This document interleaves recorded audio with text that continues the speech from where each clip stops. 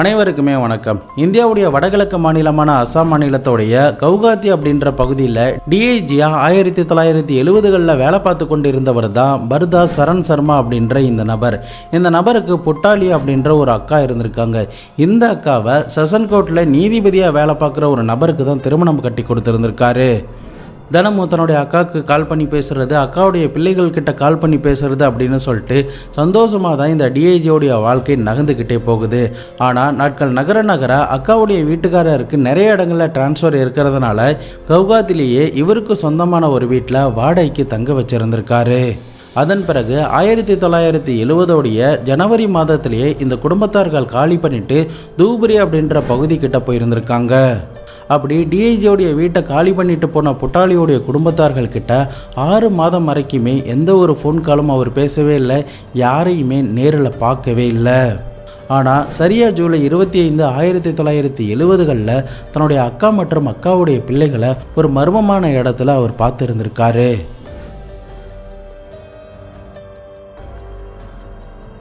இந்த டிஐஜி எதனால் தன்னுடைய அக்காவுடைய குடும்பத்துக்கிட்ட 6 மாதம் வரைக்குமே எந்தவித கான்டாக்டுமே இல்லாமல் இருந்தார். அப்படியே அந்த அக்காவுடைய குடும்பத்தில் என்ன தான் நடந்துச்சு? 1970 சமயங்களில் வடகிழக்கு மாநிலம் முழுக்க ரொம்பவே பரபரப்பாக பேசப்பட்ட ஒரு முக்கியமான ஒரு மர்மமான சம்பவத்தை பற்றி தான் இன்னைக்கான வீடியோவில் பார்க்க போகிறோம். நான் உங்கள் Babushankar and welcome to Babushankar story.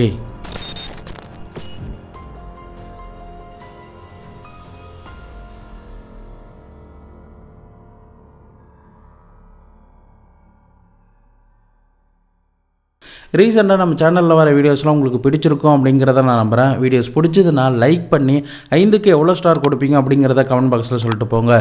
புதுசாக நம்ம சேனலுக்கு வந்திருக்கீங்க, சப்ஸ்கிரைப் பண்ணாமல் யாராவது பார்த்துக்கிட்டு இருக்கீங்கன்னா மறக்காமல் சப்ஸ்கிரைப் பண்ணி உங்களுடைய சப்போர்ட்டையும் கொடுங்க.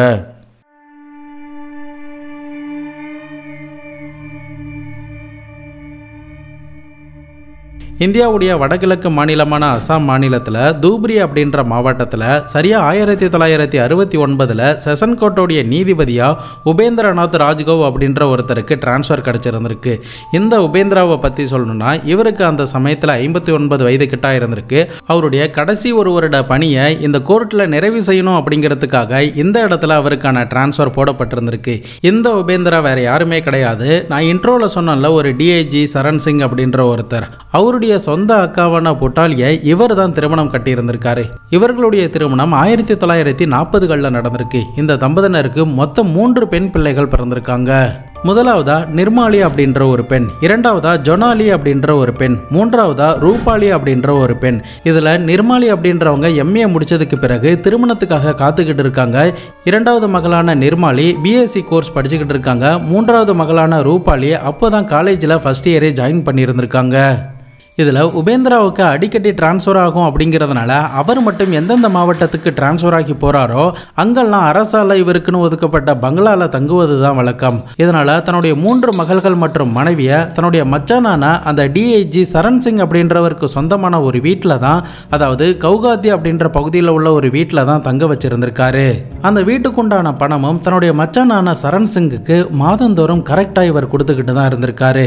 இந்த சமயத்தில் தான் இவர் ரிட்டையர் ஆவதற்கு ஒரு வருடத்திற்கு முன்னாடியே 1969 தூப்ரி அப்படின்ற மாவட்டத்தில் இருக்கிற செஷன் கோர்ட்டுக்கு இவரை டிரான்ஸ்ஃபர் பண்ணியிருந்திருக்காங்க. அந்த சமயத்தில் இவருக்குன்னு ஒதுக்கப்பட்ட பங்களா ரெடி ஆகாததுனால இவர் சர்க்கியூட் ஹவுஸ் அப்படின்னு சொல்லக்கூடிய அரசு அதிகாரிகள்லாம் தங்கக்கூடிய வீட்டில் தான் ஒரு 3 மாதம் கிட்ட தங்கியிருந்திருக்காரு. இந்த உபேந்திரா அப்படின்றவர் நீதிபதி அப்படிங்கிறதுனால இவருக்காக அரசு தரப்புல இருந்து கார், டிரைவர், சர்வெண்ட் அப்படின்னு சொல்லிட்டு சகல வசதிகள் எல்லாமே செய்து கொடுக்கப்பட்டிருந்திருக்கு. கொஞ்ச நாட்கள்லேயே பங்களா ரெடியானதும் அந்த பங்களாவுக்கு இவர் ஷிஃப்ட் ஆகியிருந்திருக்காரு. அந்த இடத்துல கேட்டுக்கு வாட்ச்மேன், இவருக்கு சமைச்சு போடுறதுக்கு 2 ஆட்கள், வேலை செய்யறதுக்கு ஆட்கள் அப்படின்னு சொல்லிட்டு எல்லாருமே அவருடைய வீட்டில் தான் இருப்பாங்களாம். இவங்களுடைய மனைவி மற்றும் மகள்கள் அப்பப்போ இவரை வந்து பார்த்து செல்வது வழக்கம். ஆனால் கொஞ்ச நாட்கள் கழித்து தன்னுடைய மூத்த மகளையும் மனைவியை மட்டும் அரசு சார்பில் இருந்து கொடுக்கப்பட்ட அந்த பங்களா வீட்டுக்கு கூப்பிட்டு எல்லாருமே ஒன்றா தான் தங்கியிருந்திருக்காங்க. மேற்கொண்டு அவருடைய 2 மகள்களுக்கு மட்டும் எக்ஸாம், காலேஜ்லாம் இருந்ததுனால அவர்கள் மட்டும் கவுகாத்தி அப்படின்ற பகுதியில் உள்ள மாமாவுடைய வீட்டில் தங்கி காலேஜ் போய்கிட்டு இருந்திருக்காங்க. இறுதியாக இந்த உபேந்திரா 1970 பிப்ரவரி 2ஆம் தேதி தன்னுடைய ரிட்டையர்மெண்ட் அப்படிங்கிறதுனால அந்த ஃபங்க்ஷனை ரொம்பவே கிராண்டாக கொண்டாடி இருந்திருக்காரு. காலேஜ் படிச்சுக்கிட்டு இருந்த அவங்களுடைய 2 மகள்களும் இந்த ஃபங்க்ஷனுக்கு வந்து அந்த விழாவை ரொம்பவே சிறப்பிச்சிருந்திருக்காங்க.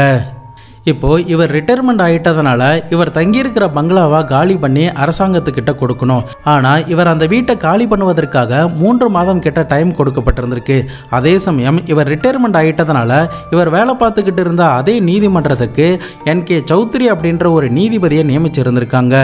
ரிட்டையர்மெண்ட் ஆன உபேந்திரா அந்த பங்களாவை காலி பண்ணால் மட்டும்தான் NK சௌத்ரி அப்படின்ற புதிய நீதிபதி இந்த பங்களாவில் வந்து தங்க முடியும். இதனால இவர் பங்களாவை காலி பண்ணுற வரைக்குமே இந்த NK சௌத்ரி அப்படின்றவர் சர்க்கியூட் ஹவுஸ்னு சொல்லக்கூடிய அரசாங்க அதிகாரிகள் தங்கக்கூடிய குடியிருப்பு பகுதியில் தான் தங்க வச்சிருந்திருக்காங்க. ரிட்டையர்மெண்டோடைய வாழ்க்கை ரொம்பவே இனிமையாக இருக்கிறதுனால சரியாக 3 நாட்கள் கழித்து தன்னுடைய மச்சானான DIGக்கு கால் பண்ணி நாங்கள் இன்னும் கொஞ்ச நாட்களில் வெக்கேட் பண்ணிவிடுவோம் அப்படின்னு தகவலை கொடுத்துருந்துருக்காரு. அதே சமயம் பிப்ரவரி 10ஆம் தேதி வசந்த் பஞ்சமி அப்படிங்கிறதுனால, அதாவது சரஸ்வதி சாமிக்கு நடக்கக்கூடிய ஒரு ஃபெஸ்டிவல் அசாம் மாநிலத்தில் ரொம்பவே சிறப்பாக நடக்கும் அப்படிங்கிறதுனால அந்த ஃபெஸ்டிவலை பார்க்குறதுக்காக எல்லாருமே போகிறோம். அதனால் என்னுடைய 2 மகள்களையும் ஊருக்கு அனுப்பி வைங்க அப்படின்ற ஒரு தகவலை அந்த DIGக்கு கொடுத்துருந்துருக்காரு. அதன் பிறகு அவர் ரிட்டையர்மெண்ட் ஆகிய அடுத்த 8 நாட்களில் அந்த திருவிழா வந்திருக்கு. அந்த திருவிழாவுக்கு எல்லாருமே போயிருந்திருக்காங்க. அதன் பிறகு எக்ஸாம் இருக்குது அப்படின்னு சொல்லிட்டு காலேஜ் படித்து கொண்டு இருக்கிற 2 இளைய மகள்கள் மட்டும் கவுகாத்திக்கு தன்னுடைய மாமாவுடைய வீட்டுக்கே போயிருந்திருக்காங்க. ஆனால் இந்த 2 மகள்களும் சரண் சிங்கோடைய வீட்டுக்கு போனதுக்கு பிறகு சரியாக 3 நாட்கள் கழித்து பிப்ரவரி 14, 1970 வாக்கில் இந்த உபேந்திரா DIGக்கு கால் பண்ணி என்னுடைய 2 மகள்களையும் உடனடியாக அனுப்பி வைங்க, நாங்கள் எல்லாருமே டார்ஜிலிங்க்கு ஒரு டூருக்காக போகிறோம் அப்படின்னு தெரிவிச்சிருந்திருக்காரு. ஆனால் DIG அந்த சமயத்தில் என்ன சொல்கிறாருன்னா, இல்லை என்னால் இப்போதைக்கு அனுப்ப முடியாது, அவங்களுக்கு எக்ஸாம்லாம் நடந்துக்கிட்டு இருக்கு, அதனால் என்னால் கண்டிப்பாக அனுப்ப முடியாது அப்படின்னு சொல்லியிருந்திருக்காரு. ஆனால் இந்த உபேந்திரா கண்டிப்பாக என்னுடைய மகளை நீங்கள் அனுப்பி தான் ஆகணும், எக்ஸாம் எல்லாமே அடுத்த செமஸ்டரில் பார்த்துக்கலாம் அப்படின்னு சொல்லியிருந்திருக்காரு. சரி, அவருடைய பேச்சை தடுக்க முடியாது அப்படிங்கிறதுனால அன்றைய தினமே DIG அந்த 2 பெண்களையுமே பஸ் ஏற்றி விட்டுருந்திருக்காரு. இது முடிஞ்சதுக்கு பிறகு மறுபடியும் 10 நாட்கள் கழித்து பிப்ரவரி 24, 1970 வாக்கில் உபேந்திரா மறுபடியும் இந்த DIGக்கு கால் பண்ணி என்னுடைய மனைவியும் 3 மகள்கள் மட்டும் டார்ஜிலிங்க்கு சுற்றி பார்க்கறதுக்காக நாளைக்கு போகிறாங்க அப்படின்ற ஒரு தகவலை கொடுத்துருந்துருக்காரு. அதன் பிறகு மறுநாளும் அதே மாதிரி கால் பண்ணி மனைவியும் 3 மகள்களும் டார்ஜிலிங்க்கு போயிட்டாங்க அப்படின்ற ஒரு தகவலை கொடுத்துருந்துருக்காரு. ஆனால் அதன் பிறகு இந்த DIG யாருக்கிட்டுமே 2 மாதம் வரைக்குமே பேசவே இல்லை. அப்படி இருக்கிற சமயத்தில் தான் சரியாக ஏப்ரல் 13, 1970 வாக்கில் ஒரு லெட்டர் மட்டும் உபேந்திரா கிட்டே இருந்து வந்திருக்கு. அதில் என்ன எழுதியிருக்குன்னா, டார்ஜிலிங்க்கு போன உங்களுடைய அக்கா மற்றும் அக்கா மகள்கள் 3 பேருமே இன்னும் வீடு வந்து சேரவே இல்லை, நானும் நிறைய இடங்களில் தேடி பார்த்தேன், எங்கே தேடியுமே கிடைக்கல அப்படின்ற ஒரு லெட்டரை இந்த DIGக்கும் DIGயோடைய மனைவிக்கும் அனுப்பியிருந்திருக்காரு. இதை படித்து பார்த்ததுமே DIG சரண் சிங்க்கு பேரதிர்ச்சி ஆகுது.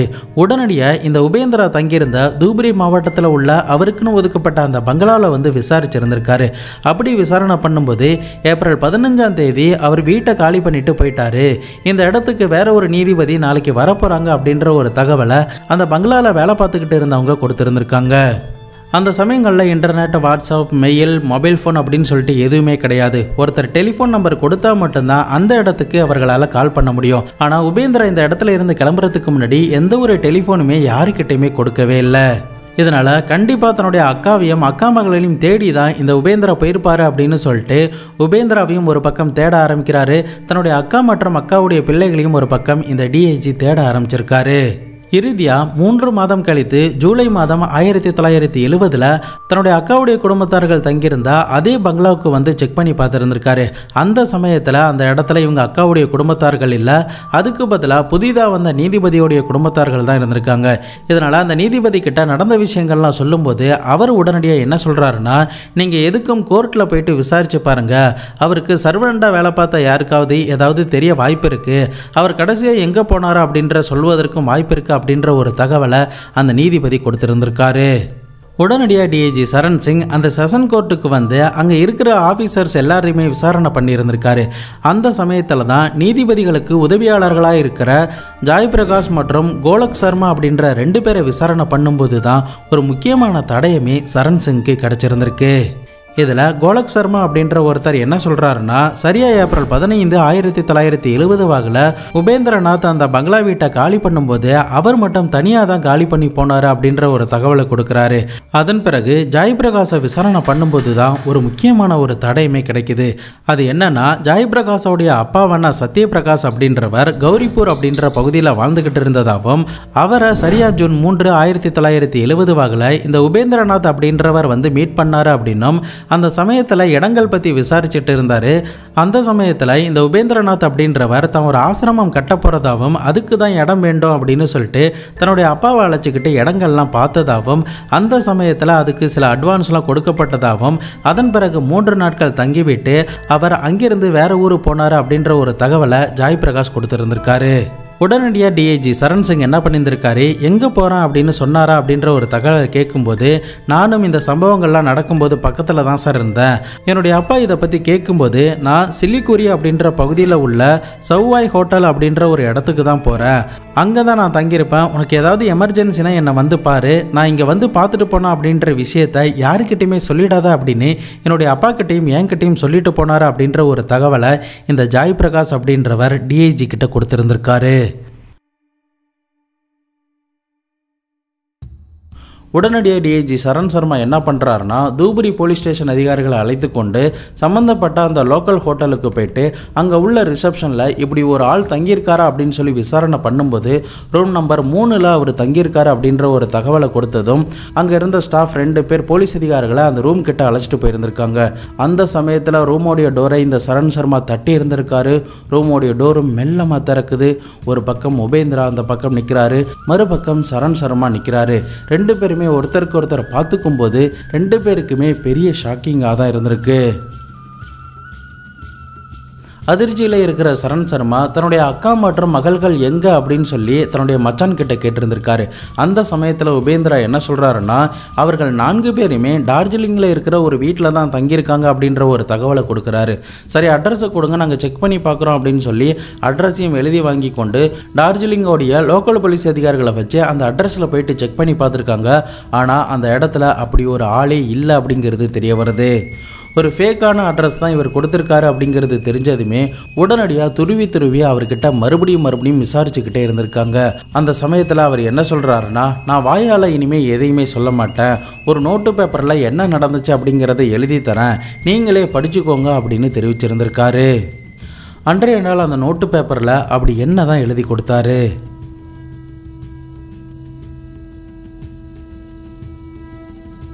உபேந்திரநாத் அந்த லெட்டரில் அப்படி என்ன எழுதியிருந்தாருன்னா, என்னுடைய மனைவியான புட்டாலி அப்படின்றவங்க சரியாக பிப்ரவரி 10, 1970 வாக்கில் வீட்டில் ஒரு நாள் தவறி கீழே விழுந்துட்டாங்க. அந்த சமயத்தில் அவங்களுடைய தலையில் பலத்த காயம் ஏற்பட்டு கொஞ்ச நேரத்திலே அவங்க இறந்து போயிட்டாங்க. இது எல்லாத்தையுமே பார்த்து கொண்டு இருந்த என்னுடைய மகள், அதாவது வீட்டில் தங்கியிருந்த மூத்த மகள் ரொம்பவே ஷாக் ஆகிட்டாங்க. பெரிய மன உளைச்சலுக்கு ஆளானதுமே தன்னுடைய அம்மா இல்லாததை நினச்சி உடனடியாக பக்கத்தில் இருக்கிற தூக்க மாத்திரையை எடுத்து போட்டுட்டு அவளும் தற்கொலை பண்ணி இறந்து போயிட்டா. இதனால் என்ன பண்ணுறதுன்னு தெரியாமல் மறுநாள் வேதனையோட துப்புரவு பணியாளர்களை கூப்பிட்டு இந்த 2 பேருடைய சடலத்தையும் மீட்டெடுத்து பிரம்மபுத்திரா நதியில் கொண்டே நான் போட்டு வந்துட்டேன் அப்படின்ற ஒரு தகவலை அந்த லெட்டரில் எழுதியிருந்திருக்காரு. மேற்கொண்டு பிப்ரவரி 14 டிஐஜிக்கு கால் பண்ணதாகவும் அதன் பிறகு 2 மகள்களையும் வீட்டுக்கு வர வச்சு அம்மா வெளியூர் போயிருக்காங்க அப்படின்ற ஒரு தகவலை நான் சொன்னேன். அதன் பிறகு பிரம்மபுத்திரா நதிக்கு அவங்கள அழைச்சிட்டு போனதுமே 2 பேரும் அந்த நதியில் குளிக்கணும் அப்படின்னு சொன்னாங்க. அந்த சமயத்தில் ஆழம் அதிகப்படியான அளவுக்கு இருந்ததுனால அவங்க தண்ணியில் மூழ்கிய ஆற்றுல தண்ணியாக அடிச்சுட்டு போயிட்டாங்க அப்படின்னு அந்த லெட்டரில் தன்னுடைய கைப்பட எழுதியிருந்திருக்காரு. ஆனால் இது எல்லாத்தையுமே படித்து பார்த்த சரண் சிங்க்கு இவர் பொய் தான் சொல்கிறாரு அப்படிங்கிறது நல்லாவே தெரியுது.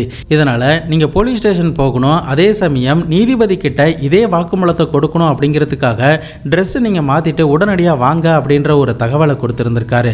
அதன் அடிப்படையில் இந்த உபேந்திரநாத் அப்படின்றவர் தன்னுடைய பெட்ரூமுக்கு போய் அங்கேருந்து பாத்ரூமுக்கு போயிருந்திருக்காரு. அந்த சமயத்தில் அவர் கத்துற சத்தம் எல்லாமே வெளியில் கேட்டிருந்திருக்கு. போலீஸ் அதிகாரிகள் உடனடியாக அந்த பாத்ரூம் டோரை உடைச்சிட்டு உள்ளே போய் பார்க்கும்போது இந்த உபேந்திரநாத் பாத்ரூமுக்கு வரும்போது கத்தியை எடுத்துட்டு வந்து தன்னுடைய வயிற்றுல தானே குத்தி தற்கொலைக்கு முயற்சி பண்ணியிருக்காரு அப்படிங்கிறது தெரிஞ்சதுமே உடனடியாக ரத்தம் வலிஞ்சுக்கிட்டு இருக்கிற உபேந்திராவை மீட்டு பக்கத்தில் இருக்கிற சில்லிகுரி ஹாஸ்பிட்டலில் போயிட்டு சேர்த்து இருந்திருக்காங்க. மறுபக்கம் டிஐஜி சரண் சிங் அந்த ஹோட்டல் ரிசப்ஷனில் விசாரணை பண்ணும்போது ஜூன் 7ஆம் தேதி இந்த இடத்துக்கு வந்ததா ஒரு தகவல் கொடுக்குறாங்க. போலீஸ் அதிகாரிகள் அந்த ஹோட்டலுக்கு போயிட்டு அவர் அரெஸ்ட் பண்ண தேதி ஜூலை 27ஆம் தேதி. கிட்டத்தட்ட 2 மாதங்கள் அந்த ஹோட்டலில் தன்னந்தனியாக வாழ்ந்துகிட்டு இருந்திருக்காரு அப்படிங்கிறது தெரிஞ்சதுமே அந்த டிஐஜி ரொம்பவே ஷாக் ஆகி இருந்திருக்காரு. டிஐஜியோடைய ஒரு டீம் உபேந்திரா சொன்ன அந்த பிரம்மபுத்திரா ரிவரில் போயிட்டு அவர்களுடைய சடலம் எங்கேயாவது கிடைக்குதா அப்படின்னு சொல்லிட்டு பல்வேறு இடங்களில் தேடி பார்க்குறாங்க. மறுபக்கம் டிஐஜி அந்த ரூமை, அதாவது உபேந்திரா தங்கியிருந்த அந்த ஹோட்டல் ரூமை கம்ப்ளீட்டாக செக் பண்ணியிருந்திருக்காரு. அப்படி செக் பண்ணி பார்த்ததில் அவருக்கு சில பேப்பர்ஸ்லாம் கிடைச்சிருந்திருக்கு. அந்த பேப்பர்ஸில் சில வரிகள்லாம் இங்கிலீஷில் எழுதப்பட்டிருந்திருக்கு. அப்படி அதில் என்ன இருந்துச்சுன்னா, நான் தான் என்னுடைய மனைவி மற்றும் 3 மகள்களை தனியாக கொலை பண்ண அப்படின்னு கில்ட்டியாக அவர் எழுதின மாதிரியான வசனங்கள்லாம் அந்த பேப்பரில் இடம்பெற்று இருந்திருக்கு. ஆனால் அந்த சமயத்தில் அவருடைய வயிற்றில் கத்திக்காயத்தோடு இருக்கிறதுனால அவரால் எந்த விதத்திலையும் பேச முடியாது அப்படிங்கிறத தெரிஞ்சுக்கிட்ட போலீஸ் அதிகாரிகள் இந்த வழக்கை வேறு விதத்தில் விசாரணை பண்ணணும் அப்படின்ற ஒரு முடிவுக்கே வராங்க. உபேந்திரநாத் அந்த சமயத்தில் ட்ரீட்மெண்ட்டில் இருந்ததுனால அவர்கிட்ட இருந்து எந்த ஒரு தடயத்தையுமே போலீஸ் அதிகாரிகளால் வாங்க முடியல.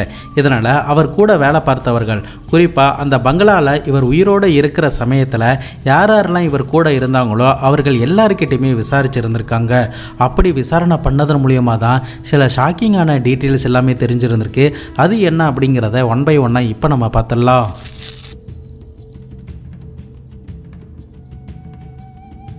இந்த உபேந்திரா ரிட்டையர் ஆவதற்கு சில நாட்களுக்கு முன்னாடியே தன்னுடைய மனைவியும் மூத்த மகளையும் மட்டும் பங்களாவுக்கு வர வச்சு எல்லாருமே ஒன்றா தங்கி இருந்திருக்காங்க. இந்த சமயங்களில் இவருடைய அந்த பங்களா வீட்டில் ஒரு ரூம் ஒன்று இருக்குது. அந்த ரூமுக்கு அட்டாச்சு பாத்ரூம் ஒன்று இருக்குது. இந்த பாத்ரூம் கிட்ட ஒரு பெரிய மரம் ஒன்று இருக்குது. இந்த பெரிய மரத்தை தன்னுடைய சர்வெண்ட் கிட்ட இதில் இருக்கிற கிளைகள் எல்லாத்தையுமே முதல்ல வெட்டுங்க அப்படின்ற ஒரு ஆர்டரை கொடுத்துருந்துருக்காரு. அதன் பிறகு அந்த மரத்தை வேரோடு வெட்டி கிட்டத்தட்ட 4 அடிக்கு ரவுண்டாக ஒரு குழியை தோண்ட சொல்லி இருந்திருக்காரு. எதுக்காக இது அப்படின்னு சொல்லி கேட்கும்போது புதிதாக பூச்செடிகள்லாம் வைக்க போகிறான் அப்படின்ற ஒரு தகவலை கொடுத்துருந்துருக்காரு. நீதிபதியோடைய சொல்ல தட்ட முடியாததுனால அங்கே இருந்த சர்வெண்ட் எல்லாருமே அதை பண்ணி இருந்திருக்காங்க. இந்த குழி தோண்டப்பட்டதுக்கு பிறகு சரியாக 1 வாரம் கழித்து கிச்சன் கிட்ட இருக்கிற அதே மாதிரி ஒரு மரத்தை கிளைகள்லாம் வெட்ட சொல்லிட்டு வேரோட வெட்ட வச்சிருந்திருக்காரு. அதன் பிறகு ஒரு குழி ஒன்று தோண்டப்பட்டிருந்திருக்கு. ஒரு நாள் உபேந்திரநாத் பாத்ரூமில் குளிச்சுக்கிட்டு இருந்த சமயத்தில் அவருடைய மனைவி யதார்த்தமாக இந்த குழிகளை பார்த்துருந்துருக்காங்க. ஏன் இந்த குழிகள்லாம் திறந்துருக்கு, யாராவது விழுந்துட போகிறாங்க அப்படின்னு சொல்லிட்டு அங்கே இருந்த ஒரு சர்வெண்ட் கிட்ட அந்த குழியெல்லாம் மூடிடுங்க அப்படின்னு தெரிவிச்சிருந்திருக்காங்க. அந்த சமயத்தில் உபேந்திரா குளிச்சு முடிச்சுட்டு வெளியில் வந்திருக்காரு. அந்த குழிகளை மூடிக்கிட்டு இருக்கிற சர்வெண்ட் கிட்ட அந்த குழிகளை மூடாதீங்க அப்படின்னு ரொம்பவே கோபமாக திட்டி இருந்திருக்காரு. மறுபக்கம் தன்னுடைய மனைவி தான் இதை சொன்னாங்க அப்படிங்கிறதுனால அவங்களையும் பயங்கரமாக திட்டி இருந்திருக்காரு. அதன் பிறகு தான் பிப்ரவரி 2, 1970 அவருக்கு ரிட்டையர்மெண்ட் ஃபங்க்ஷன் நடந்திருக்கு. அதன் பிறகு 8 நாட்கள் கழித்து அந்த சரஸ்வதி ஃபெஸ்டிவல்லாம் கலந்துக்கிறாங்க. அதன் பிறகு அந்த ஃபெஸ்டிவல் நடக்கிற பிப்ரவரி 10ஆம் தேதி ஈவினிங் வாக்கில் தன்னுடைய 2 இளைய மகள்களுக்கு எக்ஸாம் இருக்கிறதுனால கவுகாத்திக்கு பஸ் ஏற்றி விட்டுருந்திருக்காரு. அதன் பிறகு தன்னுடைய மூத்த மகள் மற்றும் மனைவியை அழைத்து கொண்டு 8:30 மணி வாக்கில் வீட்டுக்கு வந்திருக்காரு. அந்த சமயம் குளிர்காலம் அப்படிங்கிறதுனால விறகுகள்லாம் கொளுத்தி விட்டு அந்த ஹீட்டில் அவர் உட்கார்ந்து இருந்திருக்காரு. அதன் பிறகு தன்னுடைய மனைவி சமைச்சு முடிச்சதுக்கு பிறகு 10 மணி வாக்கில் சாப்பிட்டு இருந்திருக்காங்க.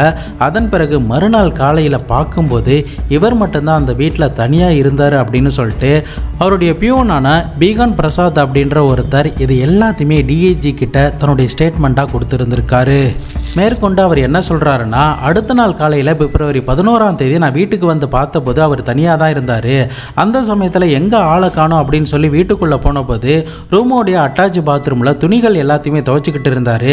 அவர் இதுக்கு முன்னாடி துணி துவைச்சு நான் பார்த்ததே கிடையாது. அவருடைய சர்வெண்ட்டை மட்டும்தான் துணியெல்லாம் துவைப்பாங்க. அந்த சமயத்தில் அவங்களுடைய வீட்டில் வேறு யாருமே இல்லை. மனைவியும் மகள்களையும் எங்கே அப்படின்னு சொல்லி கேட்டபோது திடீர்னு ஒரு எமர்ஜென்சி வந்துச்சு, அதனால தான் கவுகாத்திக்கு அவங்கள பஸ் ஏற்றி விட்டுட்டேன் அப்படின்னு சொன்னார். ஆனால் அவர் இந்த மாதிரி சொல்லும் போதே எனக்கு சில சந்தேகங்கள்லாம் ஏற்பட்டுச்சு. ஏன்னா இவருக்குன்னு தனியாக கார் உண்டு, டிரைவர்லாம் உண்டு. இவர் நினச்சிருந்தா கார்லேயே அவர்களை அனுப்பி வச்சிருந்திருக்கலாம். எதுக்காக இரவோடு இரவா அவங்க கவுகாத்திக்கு பஸ்ஸில் ஏற்றி விட்டார் அப்படின்ற ஒரு குழப்பத்தோடையே நான் வீட்டை விட்டு வெளியில் வந்தேன். அந்த சமயத்தில் அவருடைய வீட்டுக்கு வெளியில் வேஸ்ட் வாட்டர்லாம் போகக்கூடிய பைப்பில் இருந்து சிகப்பு நிறம் கலந்த மாதிரியான தண்ணிலாம் ஊற்றிக்கிட்டு இருந்தது. இதை பார்த்ததும் எனக்கு மேலும் மேலும் பக்கு பக்குன்னு ஆச்சு. அதன் பிறகு நான் மார்க்கெட்டு போயிட்டு ரிட்டன் வீட்டுக்கு வந்தேன். அந்த சமயத்தில் அந்த வீட்டோடைய பில்லோ கவர், அந்த வீட்டோடைய பெட்ஷீட் அப்படின்னு சொல்லிட்டு எல்லாத்தையுமே அவரே கையால் துவைச்சிக்கிட்டு இருந்தார் அப்படின்னு தன்னுடைய வாக்குமூலத்தை அந்த பியூனான பீகன் பிரசாத் அப்படின்றவர் கொடுத்திருந்திருக்காரு. இன்னொரு பியூனான முகமது சாதிக் அப்படின்றவர் என்ன சொல்கிறாருன்னா, பிப்ரவரி 10ஆம் தேதி அவருடைய வீட்டுக்கு பக்கத்தில் தோண்டப்பட்டிருந்த குழிகள் எல்லாமே மூடாமல் தான் இருந்துச்சு. ஆனால் 11ஆம் தேதி அவரை போய் நான் பார்க்குற சமயத்தில் அந்த குழிகள் எல்லாமே மூடி தான் இருந்துச்சு. எதனால் இந்த குழிகள்லாம் மூடிட்டீங்க அப்படின்னு சொல்லி கேட்கும்போது, யாராவது இதில் தவறி விழுந்துருவாங்க, சின்னதாக ஏதாவது செடிகள் வச்சுக்கலாம் அப்படின்னு சொல்லிட்டு நான் தான் இதை மூட சொல்லிட்டேன் அப்படின்னு என்கிட்ட சொன்னார். இரவோட இரவாக ஏன் இதெல்லாம் மூடினாரு அப்படின்ற ஒரு சந்தேகமும் எனக்கு வந்துச்சு அப்படின்னு வேற ஒரு பியூனான முகமது சாதிக் அப்படின்றவர் இந்த ஒரு ஸ்டேட்மெண்ட்டை கொடுத்துருந்துருக்காரு. மேற்கொண்டு அந்த வீட்டில் பார்த்துக்கிட்டு இருந்த சமையல்காரர், அந்த வீட்டோடைய கேட்மேன் என்ன சொல்கிறாங்கன்னா, யாராவது இவரை பார்க்க வந்தாங்கன்னா என்னுடைய மனைவி பாத்ரூமில் குளிச்சுக்கிட்டு இருக்காங்க அப்படின்ற மாதிரி சமாளிப்பார். ஏன் இவர் இப்படி சொல்கிறாரு அப்படின்ற குழப்பத்தோடையே நாங்கள் இந்த வீட்டில் தான் இருந்தோம் அப்படின்ற ஒரு தகவலையும் மேற்கொண்டு சொல்லியிருந்திருக்காங்க. தொடர்ந்து பல பேர்கிட்ட விசாரணை பண்ணதில் என்ன தெரிய வருதுன்னா, பிப்ரவரி 10ஆம் தேதி இரவு நேரத்தில் அந்த வீட்டில் யாருமே இல்லை. முக்கியமாக அந்த வீட்டோடைய டிரைவர், அந்த வீட்டில் இருந்த சர்வெண்ட் அப்படின்னு சொல்லிட்டு எல்லாருக்குமே லீவ் கொடுத்து வீட்டுக்கு அனுப்பியிருந்திருக்காரு. இந்த ஸ்டேட்மெண்ட் எல்லாமே கேட்டதுமே டிஐஜிக்கு முழுக்க சந்தேகம் அந்த குழி மேலே வந்ததுனால உடனடியாக தூப்ரி போலீஸ் அதிகாரிகளை அழைத்து கொண்டு அந்த பங்களாவுக்கு போயிட்டு அந்த குழிகள் மூடப்பட்ட இடத்த அப்படி தோண்டும் போது தான் 2 குழிகளிலுமே 2 பேருடைய சடலங்கள் எலும்பு கூட அந்த இடத்துல இருந்து கிடைச்சிருந்திருக்கு. மேற்கொண்டு அவங்களுடைய ட்ரெஸ், அவங்க அணிந்திருந்த ஜுவல்ஸ் அப்படின்னு சொல்லிட்டு எல்லாமே அந்த குழியில இருந்து கிடைக்குது. இது எல்லாமே மீட்டெடுத்ததுக்கு பிறகு பிரேத பரிசோதனைக்கும் அந்த சமயத்தில் அனுப்பி வச்சிருந்திருக்காங்க. மறுபக்கம் மருத்துவமனையில் உபேந்திரநாத்தோடைய உடல்நிலை எல்லாமே சரியானதுக்கு பிறகு ஆகஸ்ட் 10, 1970 வாக்கில் அவர்கிட்ட விசாரிச்சிருந்திருக்காங்க. அந்த சமயத்தில் தன்னுடைய மகள்கள் மற்றும் மனைவியை நான் தான் கொலை பண்ணேன், ஆனால் கொலைக்கான காரணம் பற்றி என்கிட்ட கேட்காதீங்க அப்படின்னு சொல்லிட்டு அவர் வாயவே திறக்கல. ஆனால் போலீஸ் அதிகாரிகளுக்கு இருந்த இன்னொரு சந்தேகம் என்னன்னா, இவர் தனியாக இதை பண்ணியிருக்க வாய்ப்பு இல்லை அப்படின்னு சொல்லிட்டு நீங்கள் வேற யாரு கூட தான் இதை சேர்ந்து பண்ணியிருக்கீங்க அப்படின்னு சொல்லி விசாரணை பண்ணும்போது தான் உமேஷ் அப்படின்ற ஒருத்தனை பற்றி சொல்லியிருந்திருக்காங்க. இந்த உமேஷ் யாருன்னா, உபேந்திராவுடைய ஆரம்ப காலகட்டத்தில் டிரைவராக அவனுடைய வீட்லேயே தங்கி வேலை பார்த்துக்கிட்டு இருந்தவன் தான் இந்த உமேஷ். என்னுடைய மனைவி மற்றும் மூத்த மகளை பிப்ரவரி 10ஆம் தேதி இரவு கொலை பண்ண அந்த சமயத்தில் உமேஷை வர வச்சு பாத்ரூமுக்கு பக்கத்தில் தோண்டப்பட்ட குழியில் மூடிட்டான் அப்படின்ற ஒரு தகவலை கொடுத்துருந்துருக்கான். அதன் பிறகு கவுகாத்தியில் இருந்து தன்னுடைய 2 இளைய மகள்கள் வந்ததுக்கு பிறகு அன்றைய நாள் இரவு அவர்களையும் கொலை பண்ணிட்டு கிச்சனுக்கு பக்கத்தில் இருக்கிற குழியில் உமேஷோடைய உதவியோடு தான் நான் மூடுனா அப்படின்ற ஒரு ஸ்டேட்மெண்ட்டை இந்த உபேந்திரா கொடுத்துருந்துருக்காரு. மேற்கொண்டு இவருக்கு எதிராக இருக்கிற சர்க்கம்டன்ஷியல் எவிடன்ஸ் 52 ஆதாரம் அப்படின்னு சொல்லிட்டு கோர்ட்டில் ஐபிசி செக்ஷன் 302, 201 அப்படின்ற பிரிவின் கீழே இவர்கள் 2 பேர் மேலேயும் வழக்கு பதிவு பண்ணி தங்களுடைய சார்ஜ் ஷீட்டையும் போலீஸ் அதிகாரிகள் சப்மிட் பண்ணியிருந்திருக்காங்க. இறுதியாக 1973 ஜனவரி 27ஆம் தேதி கவுகாத்தி உயர்நீதிமன்றம் இந்த உபேந்திரநாத் அப்படின்ற நீதிபதிக்கு மரண தண்டனையை விதிச்சிருந்திருக்காங்க. ஒரு நீதிபதிக்கு மரண தண்டனை விதிக்கிறது உலக வரலாற்றிலேயே இதுதான் முதல் முறை அப்படின்னு சொல்லப்படுது. மறுபக்கம் அவருடைய கூட்டாளியான உமேஷுக்கு வாழ்நாள் முழுக்க சிறையில் இருக்கணும் அப்படின்ற ஒரு தண்டனையை கொடுத்துருந்துருக்காங்க. தொடர்ந்து இவர்கள் 2 பேருமே உயர்நீதிமன்றம், உச்சநீதிமன்றம் அப்படின்னு சொல்லிட்டு எல்லா நீதிமன்றத்திலையும் மேல்முறையீடெல்லாம் பண்ணியிருந்திருக்காங்க. ஆனால் அது எல்லாமே நிராகரிக்கப்பட்டதுனால சரியாக 1974 பிப்ரவரி 14ஆம் தேதி, அதாவது தன்னுடைய 2 இளைய மகள்களை எந்த நாளில் இவர் கொலை பண்ணாரோ அதே நாளில் 4 வருடம் கழித்து கவுகாத்தியில் இருக்கிற ஒரு சிறையில் இந்த உபேந்திரநாத்தை தூக்கில் போட்டிருந்திருக்காங்க.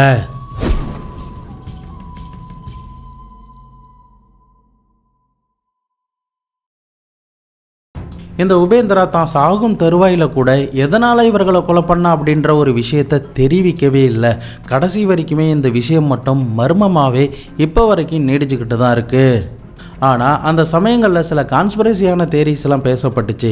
அது என்னென்னா, தூக்கிலிடப்பட்ட இந்த உபேந்திராவுடைய ஆரம்ப காலகட்டத்தில் டிரைவராக வேலை பார்த்து கொண்டு இருந்தவர் இந்த உமேஷ் தான். அப்படி இருக்கிற சமயத்தில் இந்த உமேஷை தன்னுடைய வீட்டில் தான் தங்க வைப்பார். அந்த சமயத்தில் தன்னுடைய மனைவிக்கும் இவருக்கும் ஏதாவது தொடர்பு ஏற்பட்டிருக்கலாம். அந்த உமேஷ் மூலியமாக தான் இந்த 3 குழந்தைகளும் பிறந்திருக்கு அப்படிங்கிற ஒரு விஷயம் இவருக்கு தெரிஞ்சதுமே இந்த குடும்பத்தார்கள் எல்லாருமே கொலை பண்ணியிருக்கலாம் அப்படின்ற ஒரு விஷயத்தை தெரிவிக்கிறாங்க. ஆனால் உமேஷ் கிட்ட இதை பற்றி விசாரித்ததில் அவன் கிட்டே இருந்து எந்த ஒரு பதிலுமே வரல.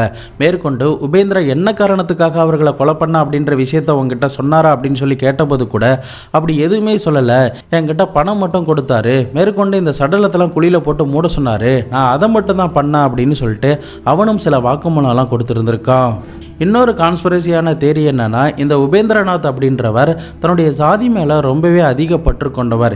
இதனால் தன்னுடைய மகள்கள் வேற யாரையாவது காதலிச்சா கூட, அதாவது வேற்று ஜாதி நபர்களை காதலிச்சா கூட பயங்கரமாக வீட்டில் சண்டை போடுவார் அப்படின்னு சொல்லப்படுது.